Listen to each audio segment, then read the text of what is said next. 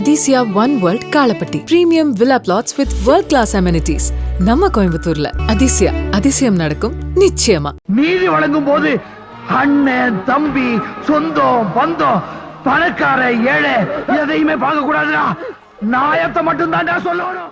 அனைவருக்கும் வணக்கம். தமிழ்நாடு மணல் லாரி ஓட்டுநர் சங்கத்தின் சார்பாக தமிழ்நாடு முதலமைச்சருக்கு ஒரு கோரிக்கை மனு அனுப்பியிருக்காங்க. என்ன அந்த கோரிக்கை மனுனா, தமிழ்நாடு முழுக்க கடந்த 22 மாதங்களாக மணல் அள்ள தடை விதிக்கப்பட்டிருக்கிறது. இப்படி மணல் அள்ள தடை இருப்பதனால நேரடியாக 1000 கோடி ரூபாய் இழப்பீடு ஏற்பட்டிருக்கு. 90 லட்சம் தொழிலாளர்கள் பாதிக்கப்பட்டிருக்காங்க. கிட்டத்தட்ட ஒரு நாளைக்கு தமிழ்நாட்டுக்கு 9000 லோடு மணல் தேவைப்படுது.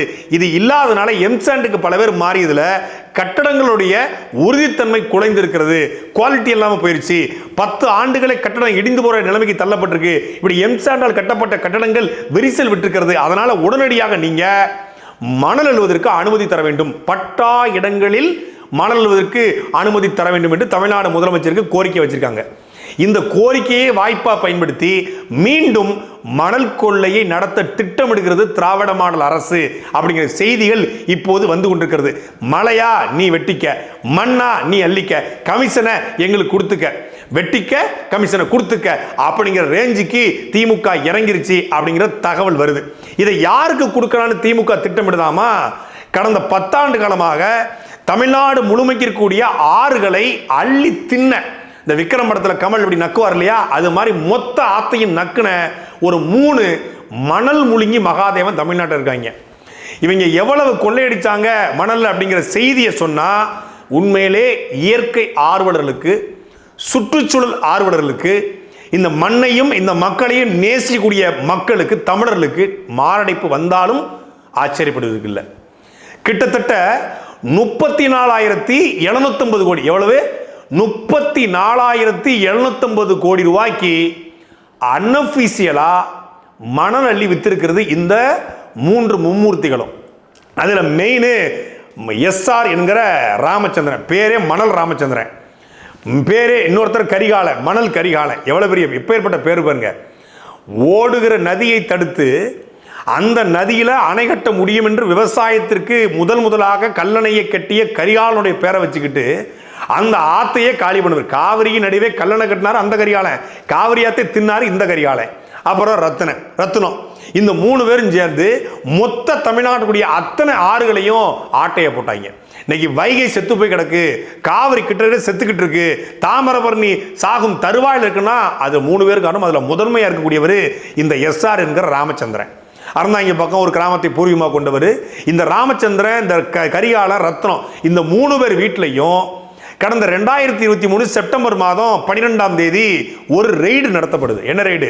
அமலாக்கத்துறையின் ரெய்டு. அமலாக்கத்துறை அதிரடியாக சோதனை நிகழ்த்துறாங்க. இந்த 3 பேரோட வீட்டில் ரெய்டு நடத்தியதுல கிட்டத்தட்ட 1 கிலோ தங்கம் அன்அஃபிஷியலா, அதே போல 2 கோடி ரூபாய் கேஷ் எல்லாம் எடுக்கிறாங்க.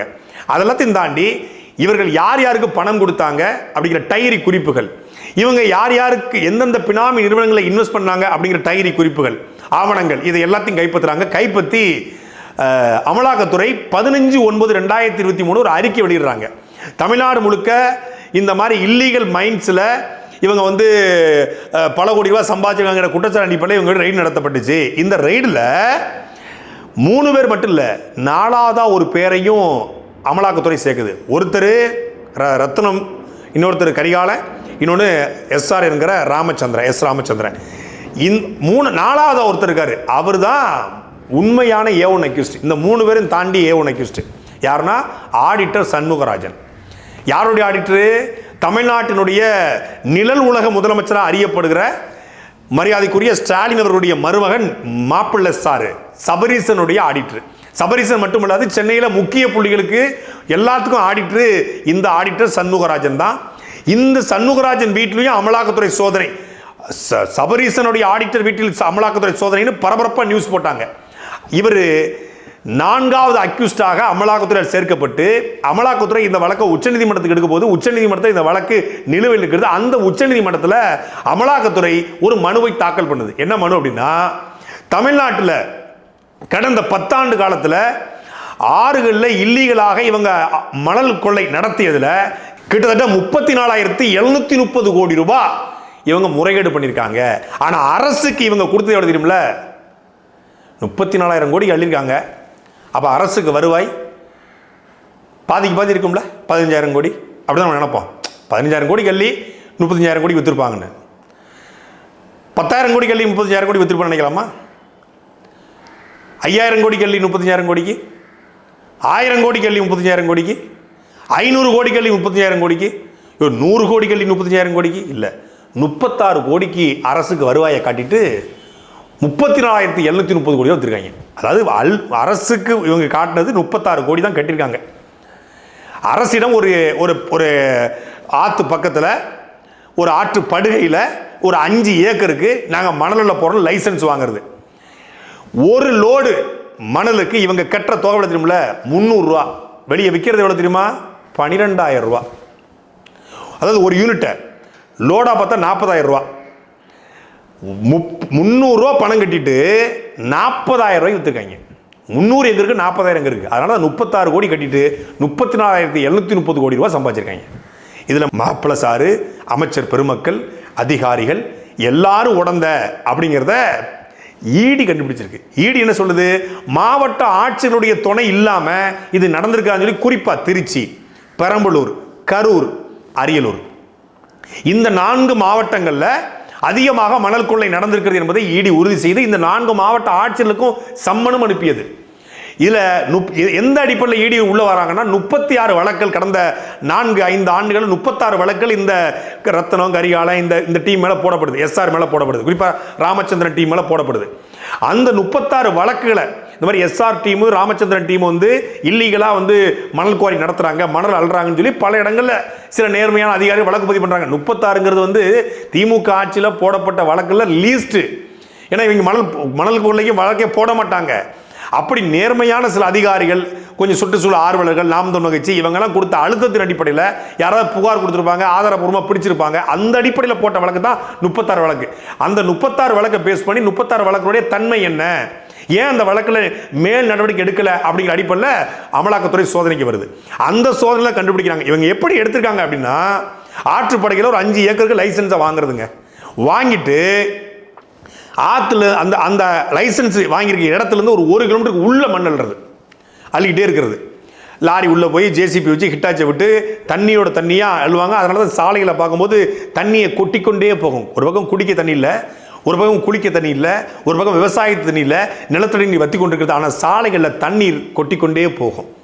இந்த மணலெல்லாம் பெரும்பாலும் ஆந்திராவுக்கு, கர்நாடகாவுக்கு, கேரளாவுக்கு, வெளி மாநிலங்களுக்கு தான் அதிகமான பயன்படுத்தப்பட்டிருக்கு. தமிழ்நாட்டு தேவையை தாண்டி வெளி மாநில தேவைக்கு தான் பயன்படுத்தப்படுது. கொண்டு போய் ஒரு பெரிய குடோனில் வச்சுட்டு அங்கேருந்து எடுத்து கொண்டு போய் மண்ணை விற்கிறது. இந்த ஆற்றுப்படுகையில் இருக்கக்கூடிய மண்ணுக்கு மதிப்பு குறைவு, ஆனால் ஆற்றுக்குள்ள அல்ற மண்ணுக்கு மதிப்பு அதிகம். ஆனால் ஆற்று மணல் கொள்ளையை எந்த கொம்பனாலையும் கண்டுபிடிக்க முடியாது. அதை வந்து வழக்காக எண்டு போய் தண்டனை வாங்க முடியாதுங்கிற திமிரில் இவங்க இதை பண்ணுறாங்க. ஏன் அப்படின்னா, இப்போ ஒரு மலையை வெட்டியிருக்காங்க, இத்தனை அடிக்கு இந்த மலை வெட்டப்பட்டிருக்கு, இத்தனை அடி உயரத்துக்கு வெட்டப்பட்டிருக்கு அப்படிங்கிறத அளந்து பார்த்து கண்டுபிடிச்சிடலாம். ஏன்னா தெரிஞ்சிடும். நீங்கள் வந்து ஒரு கல்குவாரியை வைக்கிறாங்கன்னா 100 அடியா, 150 அடியா, 20 அடிக்கு வாங்கியிருக்க, 100 அடிக்கு வெட்டியிருக்கிற, ஃபைனு, தண்டனை போட முடியும். மேலே எவ்வளோ அறுத்துருக்கான், ஏன்னா அந்த மலை எவ்வளோ இருந்துச்சு கூகுள் மேப்பில் 2010 பார்க்கலாம், 2020 பார்க்கலாம், கண்டுபிடிச்சிடலாம். சேட்டலைட் வியூ வச்சு கண்டுபிடிச்சிடலாம். ஆனால் ஆற்றுக்குள்ளே மண்ணை அள்ளி விற்கிறான், ஆற்றுக்குள்ளே அள்ளிக்கிட்டே இருக்கான். 10 அடிக்கு அல்றான், 15 அடிக்கு அல்றான். ஆற்று படுகையில் ஆரம்பத்துலேருந்து 6 முழுக்க அல்றான்னு வச்சுக்கோங்க. அடுத்த மழை வரும் பொழுது அந்த மண் முழுக்க அப்படியே மூடும். குழியாக தோண்டி போட்டிருந்தாலும் மண் மூடிடும். அடுத்த மழை வரும்போது அது சரி செய்யப்படுது. அப்படிங்கிறதுனால இவங்க வழக்கு வரும்போது என்ன மண்ணை அள்ளிக்கிட்டு இருக்கும்போதா வந்து அமலாக்கத்துறை ரைடு பண்ணுது, மண்ணை அள்ளிக்கிட்டு இருக்கும்போதா வந்து இவங்க வந்து உடனே பிடிச்சு கொண்டு போய் ஜெயிலில் போட்டு பண்ண போகிறாங்க? இல்லை, கம்ப்ளைண்டாகவும் எஃப்ஐஆர் ஆகும். அந்த எஃப்ஐஆர் அடிப்படையில் விசாரணை நடந்து முடிஞ்சு அது ட்ரையலுக்கு போய் திருப்பி வந்து ஆய்வு பண்ணுறதுக்குள்ள அடுத்தடுத்த மழை வரும், அடுத்தடுத்த வெள்ளம் வரும், எங்கே இருக்கோ மணல் வந்து நிரப்பி ஆற்ற மூடிடும். அப்புறம் இந்த இடத்துல இத்தனை அடிக்கு மணல் இருக்காங்கிறத கண்டுபிடிக்க முடியாது. இதனால தான் ஆற்று மணலை எவ்வளவு வளர்னாலும் கண்டுபிடிக்காத முடியாது என்பதனால ஆற்று மணல் கொள்ளையில ஈஸியாக ஈடுபடலாம், எளிதாக தப்பிச்சிடலாம், எத்தனை கோடிக்கும் அள்ளலாம் அப்படிங்கிற துணிச்சல்ல மீண்டும் களமிறங்க காத்திருக்கிறதா இந்த ராமச்சந்திரன் டீம். எப்படியாவது ராமச்சந்திரனுக்கு மணல் கொடுத்து மொத்த தமிழ்நாட்டுக்கும் மணல் எடுக்கிற உரிமத்தை கொடுத்து அது மூலியமாக பல கோடியை அடிக்க திட்டமிட்டிருக்காரா சபரீசனுடைய ஆடிட்டர் சண்முகராஜனுடைய ரெக்வஸ்ட், சண்முகராஜனுடைய பரிந்துரையின் அடிப்படையில் மணல் ராமச்சந்திரனுக்கே நம்ம மணலை புறம் கொடுத்துட்டோம் அப்படின்னா இந்த தேர்தலுக்குள்ள நம்ம குறைந்தபட்சம் ஒரு 4000 கோடி ரூபாயை நான் திமுக வாங்கி கொடுத்துருவேன். ஏன்னா கல்லில் வர்ற காசை விட, மலையில் வர்ற காசை விட இந்த மணலில் வர்ற காசு அதிகம். இன்னொன்று, மணல் தேவை தமிழ்நாடு முழுக்க ஒரு நாளைக்கு 9000 லோடு இருக்கு. செங்கல்பட்டு, சென்னை, காஞ்சிபுரம் இந்த மாவட்டங்களுமே 3000 லோடு மணல் தேவைப்படுது. மணல் இல்லைங்கிறதுனால தான் எம்சாண்டுக்கு மாறி இருக்காங்க. எம்சாண்டில் குவாலிட்டி இல்லைன்னு சொல்லி லாரி உரிமையாளர் சங்கம் ஒரு பக்கம் கோரிக்கை வைக்குது, பட்டாலேண்டில் மண் எடுக்கணும். பட்டாலேண்டில் மண் எடுக்கிறேன்னு சொல்லிட்டு பக்கத்தில் கூடிய ஆற்றுக்குள்ளே இறங்க மாட்டாங்கிறதுக்கு என்ன உறுதிப்பாடு இருக்குது? ஒவ்வொருத்தருக்கும் ஒரு டிஎஸ்பியை கொண்டு போட முடியுமா? ஒரு எஸ்பியை போட முடியுமா? போட்டாலும் அவங்களையும் கரெக்ட் பண்ணிடுவாங்க.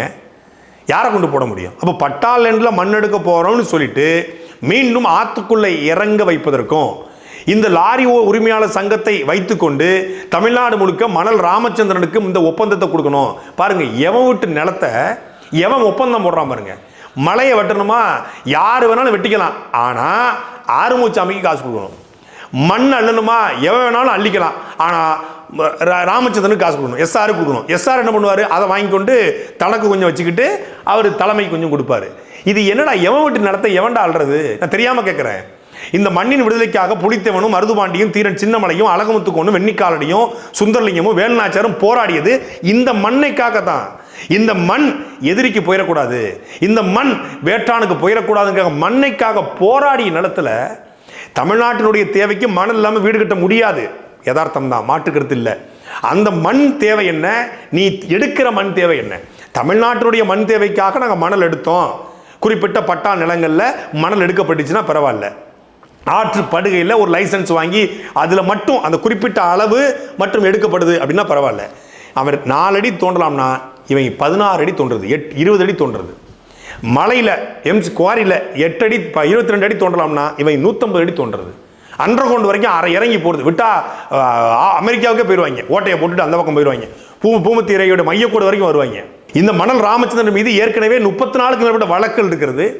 ஏற்கனவே கடந்த 10 ஆண்டு காலத்தில் ஒட்டுமொத்தமான ஆற்று மணலையும் அள்ளி மிகப்பெரிய கொள்ளையை நடத்திய ஒரு கும்பல் இந்த கும்பல். அதை எல்லாத்தையும் தாண்டி உச்சநீதிமன்றத்தில் வழக்கு நிலுவையில் இருக்கிறது.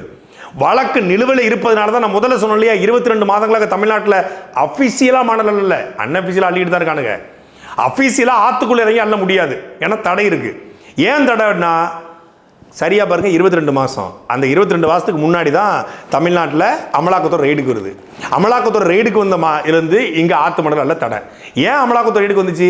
34 வழக்கு இருக்கு. 34 வழக்கு யார் மேலே இருக்கு? ராமச்சந்திரன் உள்ளிட்ட டீம் மேலே இருக்கு. அந்த ராமச்சந்திரனுக்கு திருப்பி மணலை கொடுத்து அமலாக்கத்துறை வழக்கு இருக்கக்கூடிய, உச்சநீதிமன்றத்தில் வழக்கு இருக்கக்கூடிய 34,000 கோடிக்கு மேலே கொள்ளையடிக்கக்கூடிய அஃபிஷியலாக அமலாக்கத்துறை சொன்னது 12,000 கோடி. அது அமலாக்கத்துறை உச்சநீதிமன்றத்தில் சொன்னது 34,000 கோடி. ஆனால் ராமச்சந்திரன் மட்டுமே 12,000 கோடி ரூபாய்க்கு மேலே ஆத்து மணல் அள்ளிருக்கார் அப்படின்னு சொல்லி அமலாக்கத்துறை தரப்பு செய்திகள் சொல்லுது. அப்படிப்பட்ட ஒரு நபருக்கு மீண்டும் இந்த மணல் குவாரிகளை கொடுத்து மீண்டும் ஒட்டுமொத்தமான காவிரி, தாமிரபரணி, வைகை உள்ளிட்ட எல்லா ஆத்தையும் நாசமாக்க துடிச்சிருக்காரு சபரீசனுடைய ஆடிட்டர் சண்முகராஜன். ஒரு ஆடிட்டருடைய வேலை என்ன? நம்மளுடைய தொழிலுக்கு சரியான வரி கட்டி, வருமான வரி கட்டி, நம்மளுடைய லாப நஷ்ட கணக்குகளை சரிபார்த்து கொடுப்பது ஆடிட்டருடைய வேலை. அந்த வேலையை தவிர எங்க கருப்பு பணத்தை இன்வெஸ்ட் பண்ணலாம், எப்படி கருப்பை ஒயிட்டா மாற்றலாம், எந்தெந்த துறையில் பணம் சம்பாதிக்கலாம், இது ஆடிட்டர் வேலையாடா? இது திருட்டு பைய வேலை. திருட்டு பைய வேலையை ஒரு ஆடிட்டர், ஒரு படித்தவன் செய்யலாமா? அதாவது படித்தவன் தவறு செய்தால் போவான் போவான் ஐயோன்னு போவான்னு பாரதி பாடுறாரு. யாரை பாடுறாரு? இந்த சபரீசனுடைய ஆடிட்டர் சண்முகராஜன் தான். சண்முகராஜன் முருகனுடைய பேரை வச்சுக்கிட்டு முருகன் இருக்கக்கூடிய நிலத்தில் கூடிய மலைகளையும் மணலையும் அள்ளி திங்கிறதுக்கு ஒருத்தன் ஐடியா கொடுக்குறான்னா அவன் எவ்வளோ பெரிய அயோக்கிய பேராக இருப்பான். இவனுடைய ஐடியாவை கேட்டுக்கிட்டு மீண்டும் தமிழ்நாடு முதலமைச்சர் இந்த எஸ்ஆர்டிஎம்க்கு மணல் குவாரியை கொடுத்தார் அப்படின்னா இந்த ஆட்சி திமுக மிக கேவலமாக தோற்பதற்கு இந்த மணல் கொள்ளையே மிகப்பெரிய சான்றாமையும். ஏன்னா எந்த பாரபட்சம் பார்க்காம, குறைந்தபட்ச அறம், குறைந்தபட்ச நேர்மை, குறைந்தபட்சமான எதை பற்றியும் கவலைப்படாம மணல் அள்ளுவதில் மிகப்பெரிய மாஃபியா கும்பல் இந்த எஸ்ஆர் கும்பல். இந்த எஸ்ஆர் கும்பல் திருச்சி காவிரி ஆற்றுல மணல்னால என்ன தெரியுமா நடந்துச்சு? இவங்க மணல் அள்ளிட்டு போயிட்டாங்க. 34,000 கோடி ரூபாய்க்கு மணல் அள்ளி வித்துட்டு போயிட்டாங்க, நக்கிட்டு போயிட்டாங்க. இன்னைக்கு எஸ்ஆர் பல்வேறு துறைகளில் பல்வேறு இடங்களில் இன்வெஸ்ட் பண்ணி பினாமி பேர்களில் நிறுவனங்களை தொடங்கி அவர் 50வது தலைமுறைக்கு சொத்து சேர்த்து வச்சுட்டாரு. அவர் பணம் கொடுத்ததை மாவட்ட ஆட்சியர், தாசில்தார், ஆர்ஐ, அமைச்சர் பெருமக்கள் எல்லாரும் வாங்கி தின்னுட்டாங்க. ஆனால் இவர் மண்ணள்ளி போட்டதில் திருச்சி காவிரியாருக்குள்ள சாமானிய மனிதர்கள் குளிக்க முடியாத நிலைமை உருவாயிருக்கு. மணல் அள்ளிட்டு போயிட்டான், அங்கே மணல் வந்து மூடிடுச்சு. ஆனால் திடீர்னு அங்கே ஒரு சுழல் ஏற்படுது. ஏன்னா மண்ணல்னுடைய வெற்றிடம் அங்கே இருக்குது, கொலகொலன்னு இருக்குது. ஒரு டைட்டாக இருந்த இடத்த கொலகொலன்னு ஆக்கிட்டானுங்க.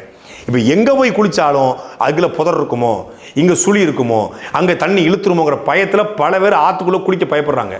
முக்கம்பு போட்ட பகுதிகளில் போய் குளிக்காதீங்க. அன்றைக்கி நண்பர்களோட போகும்போது இங்கே குளிக்கலாம்னு தயவுசெய்து குளிச்சிடாதீங்க. பூரா வந்து புதரு, பூரா எஸ்ஆர் டீம் போட்ட புதர் உள்ளே இருக்குது, உள்ளே ஒன்றா இழுத்துட்டு போயிருன்றாங்க.